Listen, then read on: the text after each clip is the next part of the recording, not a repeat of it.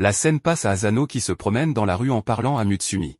Là, il voit qu'une voiture se gare à proximité, laissant descendre un homme qui le regarde, alors Asano décide de dire au revoir à Mutsumi pour raccrocher. Ce type se présente comme le commissaire Seiji Otokeyama et l'appelle, lui demandant de l'accompagner.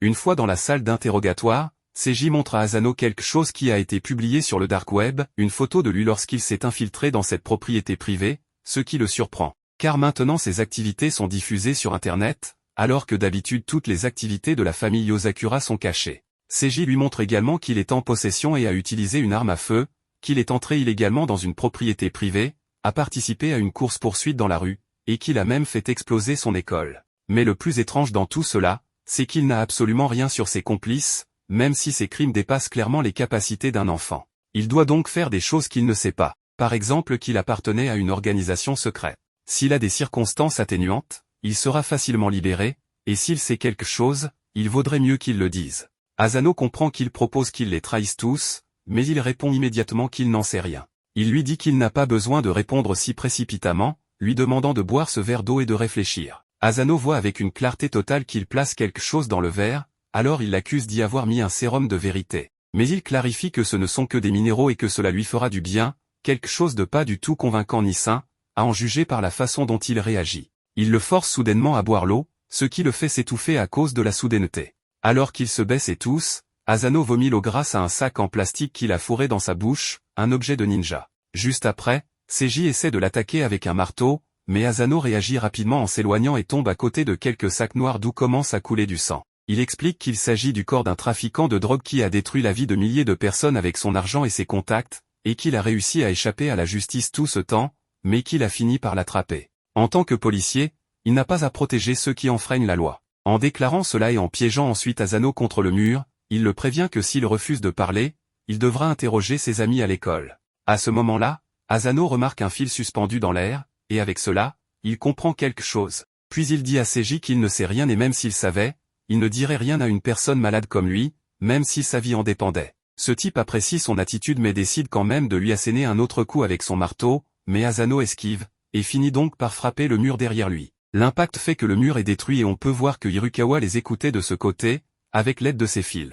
Seiji dit que la fête est finie et Hirukawa confirme. Il s'approche pour dire à Seiji qu'il reste un indécrottable menteur, en étant amical. Asano qui ne comprend plus rien leur demande une explication. Hirukawa lui dit que Seiji était un camarade de classe au lycée et comme il l'a aidé dans ses enquêtes policières, c'est lui qui cache les activités de la famille Yosakura. Seiji n'est pas content qu'Hirukawa ait ajouté Asano à la mission sans le prévenir mais Hirukawa pense que plus d'effectifs est un avantage. Avec un regard plus sérieux, Hirukawa lui demande comment ça s'est passé. Il répond qu'Asano n'a pas trahi ses alliés et n'a pas réagi à ses provocations, donc il a réussi. Il veut travailler avec lui et Hirukawa applaudit en disant à Seiji de bien fatiguer Asano. Seiji lui dit qu'il a besoin d'un service, mais ce qu'il fait, c'est lui dire qu'il doit partir en mission en le laissant seul pour régler cette affaire. Le lendemain, Asano retourne en classe en ayant l'air assez épuisé et très endormi, ce qui inquiète Mutsumi. À ce moment-là, il semble que Hirukawa soit toujours dans la classe en tant que vice-principal. Il informe tout le monde que le professeur était absent aujourd'hui pour une affaire urgente, donc il va le remplacer pour ce cours de japonais moderne. Au moment où il ferme les yeux,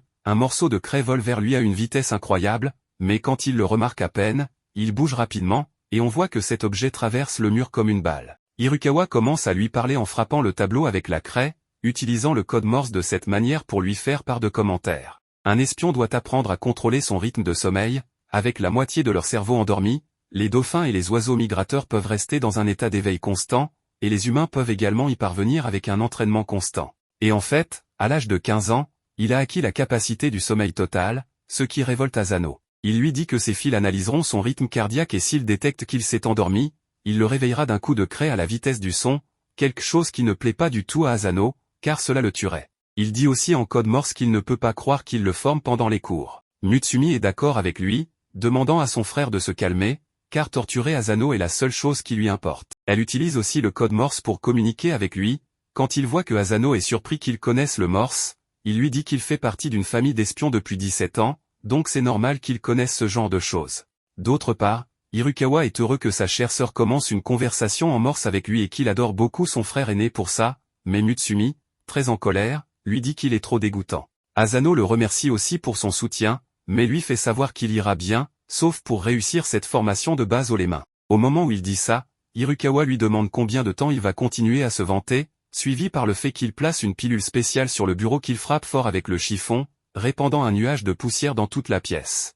Ce médicament soporifique atteint Asano et les autres étudiants qui s'endorment complètement. Cependant, Mutsumi réagit assez rapidement en mettant son masque à oxygène et en demandant à Hirukawa d'arrêter. Il remarque qu'Asano n'est pas endormi, alors il lui lance à nouveau une de ses craies avec cette énorme force. Mais Asano répond avec un tir de son pistolet électrique, se protégeant de ce projectile dangereux.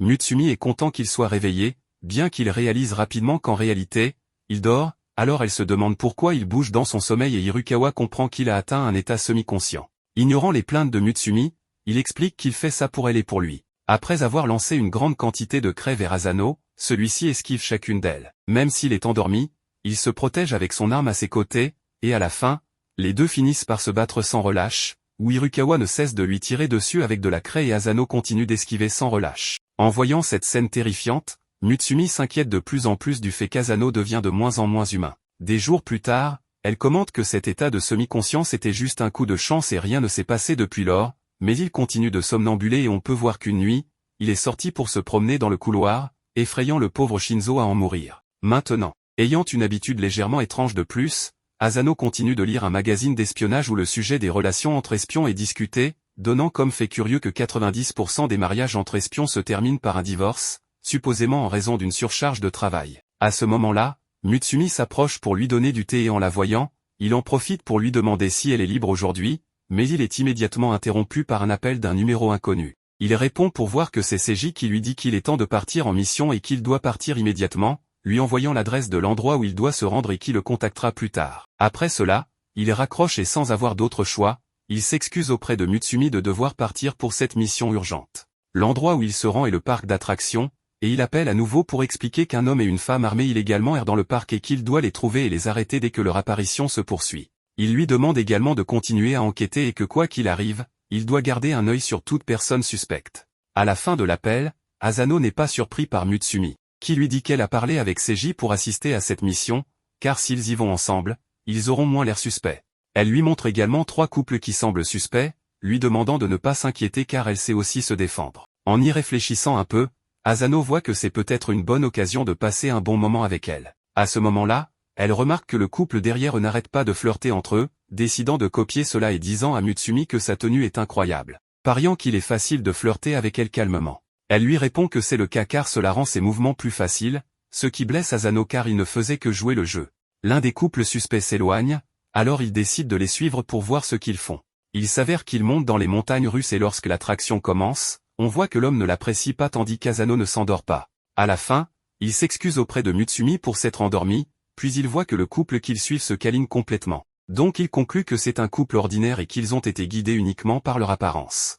Après cela, ils suivent le couple suspect suivant, mais la même chose se produit avec eux. Il manque le dernier couple, puis ils continuent vers le magasin où ils entrent en perdant de vue. Mutsumi avance cependant, Asano n'étant pas distrait lorsqu'il voit qu'il y a des roses en vente, ce qui est un bon cadeau d'amour, attirant ainsi son attention. Peu de temps après, il se retrouve dans un café pour surveiller ce couple suspect. Et c'est à ce moment-là que Mutsumi part acheter quelque chose, c'est alors qu'Asano entend cet homme dire à la femme qu'il veut lui montrer un objet spécialement commandé. Ces mots semblent suspects et il se prépare à sortir son arme, mais il s'avère que ce type sort une bague de fiançailles et lui demande de l'épouser, ce qu'elle accepte. Après avoir vu cela, Asano s'effondre sur la table parce qu'il a passé toute la journée à chercher un couple armé et qu'il n'a même pas pu en trouver un seul. Voulant rendre Mutsumi heureuse, même si ce n'est que pour un instant, soudain, le couple d'amoureux, dont il n'avait jamais soupçonné quoi que ce soit, commence à se disputer beaucoup, générant un scandale. Ils en arrivent au point où ils sortent tous deux des armes et s'apprêtent à se tirer dessus. Peu de temps après, toutes les personnes quittent précipitamment le magasin, et à ce moment-là, Mutsumi est forcé de partir à cause de la foule. Les coups de feu commencent à fuser dans toutes les directions lorsqu'ils s'attaquent les uns les autres, alors Asano finit par se jeter sous la table sur laquelle se trouve un enfant effrayé. Il laisse tomber sa fleur par terre et l'une des balles l'atteint, le blessant. Cela le met en colère, alors sans réfléchir, il attire l'attention de ses gars et les abat ensuite avec son pistolet laser, les laissant instantanément inconscients. Plus tard, la police arrive et les emmène tous les deux, et en voyant cela, Seiji félicite Asano pour ce bon travail, restant redevable envers lui. D'autre part, Hirukawa est assez en colère lorsqu'il découvre qu'il l'a envoyé dans un parc d'attractions avec Mutsumi, déjà contrarié de l'entendre se plaindre dans toute la maison. Asano et Mutsumi montent dans la grande roue, où il lui demande pourquoi elle voulait monter dans cette attraction. Un peu nerveuse, Mutsumi répond qu'elle l'a fait parce que les couples qui regardent le coucher de soleil depuis la grande roue seront heureux pour toujours. Il lui donne la rose, expliquant que la fusillade l'a mise dans cet état, mais que la fleur n'est pas trop endommagée, donc ce serait dommage de la jeter. Il voulait qu'elle passe un bon moment pour la remercier de tout ce qu'elle fait, mais finalement, il n'a rien pu faire pour elle. Après avoir écouté cela, Mutsumi ne peut s'empêcher de rougir et tout nerveusement. Elle lui dit qu'elle ne s'attendait pas à ce qu'il soit si romantique, le prenant un peu au dépourvu en prenant la rose dans ses mains et en lui faisant savoir qu'elle est très heureuse, le remerciant. Après cela, ils se tiennent tous les deux la main.